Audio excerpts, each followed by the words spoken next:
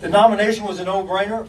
I just looked at what this gentleman had done, what his family had contributed over the years, and I said, that's the person I'm going to nominate. I want to say a special thank you to Mike Plummer, who nominated me. Mike and I have known each other and worked together in a number of capacities for the 26 years, as he mentioned. And I have never had anything but the greatest respect for Mike Plummer. I've learned a great deal from Mike about leadership, about commitment, about caring for others. Mike, I hope you know how proud I am to call you my friend.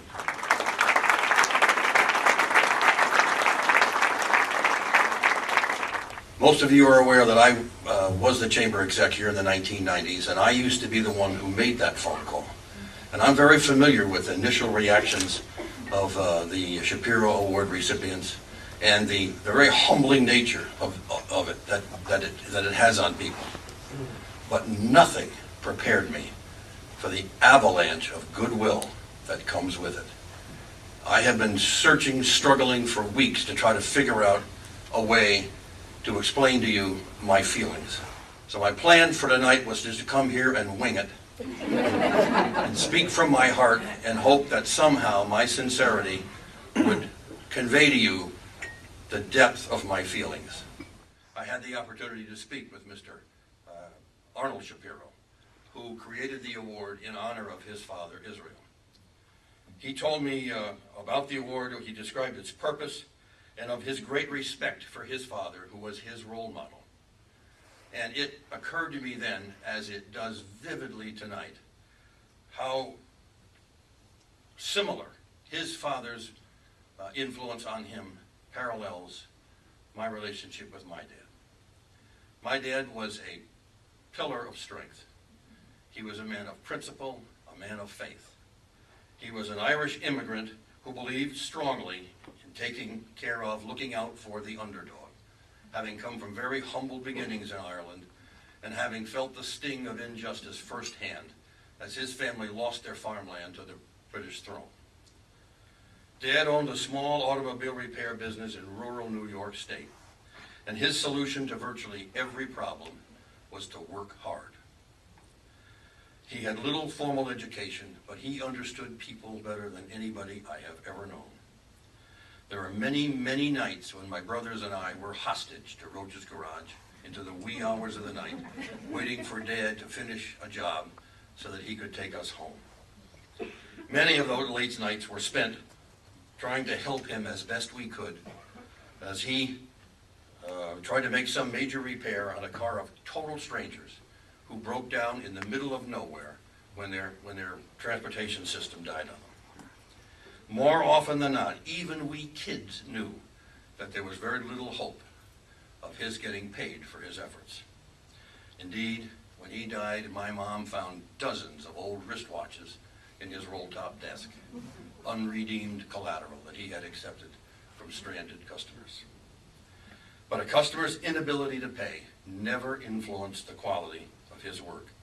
A job was only finished when it was done right.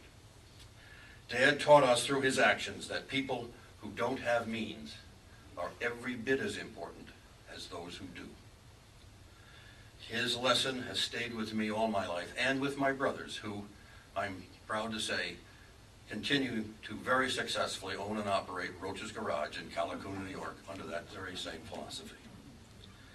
Dad also showed us the joy that comes from helping others and the satisfaction that accompanies generosity.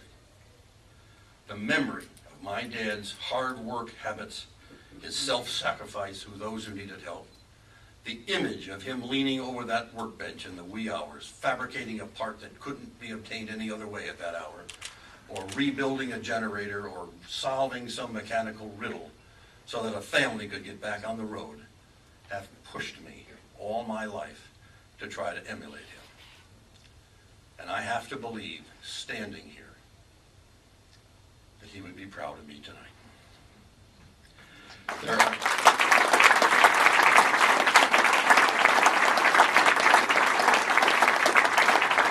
And I know that everyone's heard the old saying because you've already heard it a couple of times tonight, but behind every successful man stands a great woman. I'm sure I wasn't thinking about that when I fell in love with Maria, but I can tell you with certainty that I've thought about it thousands of times since. There is no shortage of reminders about what an awesome person she is because I get to witness it every day. I never cease to be amazed at the many ways that she has at touching lives of those who enter her radar screen. But I can tell you with certainty, it's a rare day when somebody isn't a little better off for having encountered Maria. All during my working life, whenever I changed jobs or we were moving, my farewell remarks always included something to the effect of, what a fortunate guy I am, because not only did I get to look forward to going to work every day, I got to look forward to going home every night because Maria is there. Now I don't go to work every day.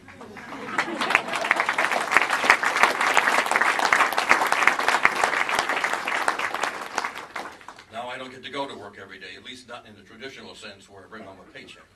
But I still look forward to coming home every time I've been out and about. Maria is my rock, my role model, my confidant, my encouragement, my anchor, my friend. What would I do without you? I hear my empty chair calling. I'm sure you do too. So let me wrap this up. From the bottom of my heart, thank you for honoring me with this award. Thank you for all the support and the encouragement and the leadership you have provided me over all these years. And thank you for being here tonight to share this wonderful evening with my family and me. The next time the phone rings and someone asks you to serve on a committee or to raise funds for a worthy cause, as you sort through your priorities and inventory all the things that already fill your busy life, before you make your final decision, I ask you to take a moment and please consider that if you say yes, you will meet the finest people in the world. I want to close my comments tonight with a tagline that I use to encourage the commitment of the Chamber membership to the Chamber's plan of work for the 1990s, which I got to present to the Chamber at my first Chamber meeting that night 20 years ago. Imagine what we can do together. God bless you all.